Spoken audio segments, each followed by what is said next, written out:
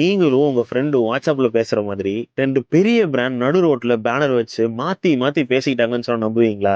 இத 2 இயர்ஸ் முன்னாடி பெங்களூர்ல நான் எதார்த்தமா ஒரு டைம் பார்த்தேன். ஆனா அதுக்கு பின்னாடி இருக்கிற கதை எனக்கு அப்ப தெரியல. இப்பதான் தெரிஞ்சது. அத உங்களுக்கும் சொல்றேன். அந்த 2 கம்பெனி வேற யாரும் இல்ல. ஒன்னு Zomato, இன்னொன்னு அவங்க ஓன் பண்ற கம்பெனி Blinkit. 2023ல இந்த 2 பிராண்டும் கொலாபரேட் பண்ணி ஒரு இன்ட்ரெஸ்டிங்கான ஒரு கேம்பெயின் பண்றாங்க.